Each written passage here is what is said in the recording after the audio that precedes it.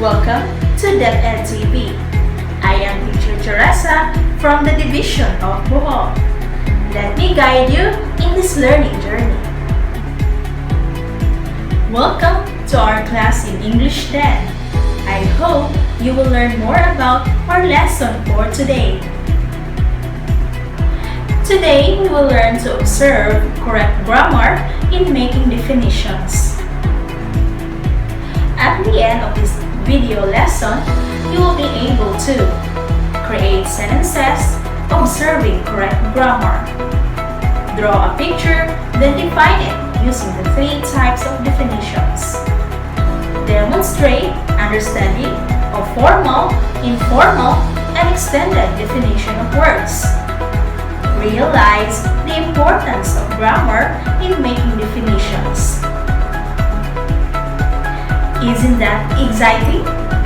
Do you have your notebook and pen with you? You may write important terms and information. First, let us start with a warm-up by taking the grammar test. I hope you are ready. Let's begin! The underlined word in each sentence contains a grammatical error. Write the correct word to make each sentence correct. Number 1 sentence. Research are an investigation or experimentation aimed at the discovery and interpretation of facts. What is your answer? The correct word should be is. Number 2 sentence. Methodology is a body of rules, procedures, postulates employing by a discipline. The underlined word employing is the grammatical error of the sentence. What is the correct word? The answer is employed. How about number 3?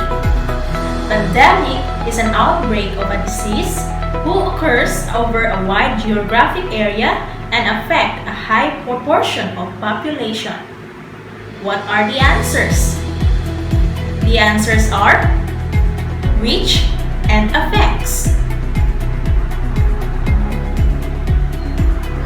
Number 4. Glossary are a collection of textual glosses or of specialized terms with their meanings. The answer is.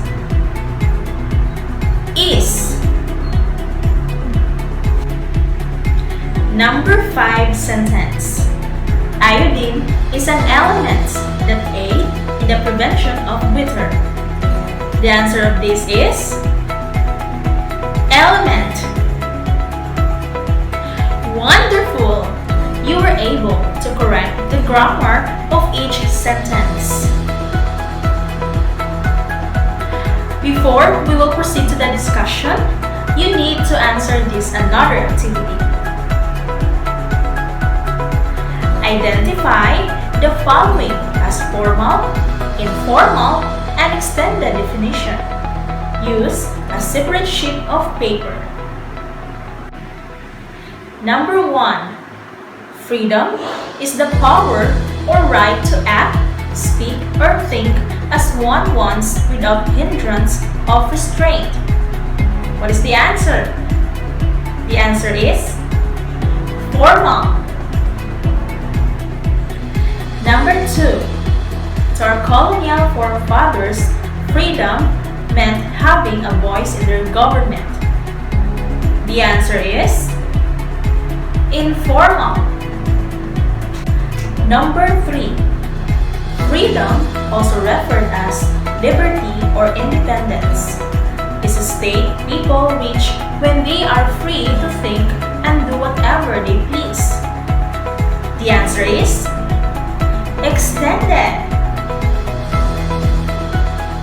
Number 4. Bullying is an illegal act characterized by overbearing mistreatment and domination of others. The answer is formal. Number 5. At his worst, he was just another loud, boorish bullying drunk. The answer is informal.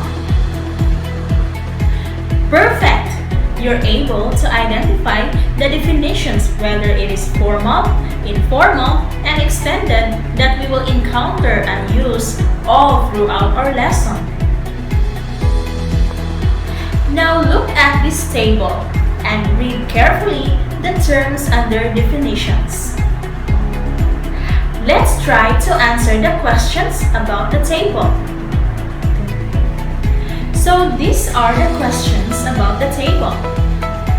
Number 1 question: which verb tense is used in making definitions? Number 2, what part of speech is used under column class?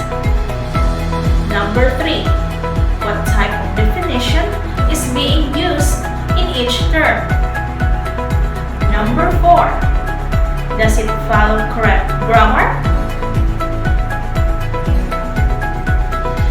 These are the answers of the 4 questions about the table.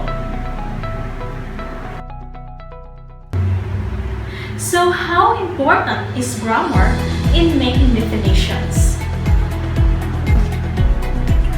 Grammar is the study of the way words are used to make sentences. It explains the forms of structure of words called morphology and how they are arranged in sentences called syntax. In other words, grammar provides the rules for common use of both spoken and written language so we can more easily understand each other. It helps in making the structure precise, clear, and accurate. Eliminate grammatical errors in making a definition and reward your readers with clear communication. So what are the 3 types of definition? When writers are trying to explain an unfamiliar idea, they rely on definitions. All definitions attempt to explain or clarify a term. There are 3 types of definition: formal, informal, and extended. The first type is formal definition. It is something that follows rules, correct grammar, and has 3 parts: the term, the class, and distinguishing characteristics. For example of formal definition, a doctor is a person who is responsible in healing the sick. The second type of definition is informal. It is more casual and spontaneous. The writer uses known words or examples to explain the unknown term. These definitions may be synonyms or antonyms introduced by or, in other words, or like. It could also be stipulation, analogy, or illustrations. Example of informal definition: freedom, also referred to as liberty or independence, is a state people reach when they are free to think and do whatever they please. The last type of definition is extended. Generally, have components of both formal and informal definitions. However, as the name suggests, the author uses a number of other techniques to define a word, concept, or phrase. For example of extended definition: Uniform Resources Locator, commonly called a URL, is an addressing system which is used to identify sites on the internet. A URL consists of 4 separate parts that together define the location of any file. The parts are the protocol, domain name, path, and file name. Alright, I hope that you have learned from our lesson for today. Now that you are already familiar with this, let us try to test your learning by defining the following terms, observing the rules in correct grammar, and using the 3 types in making definitions. Write your answer in your notebook. Here is the example. Now, it's time for you to answer this. It is indeed a productive day.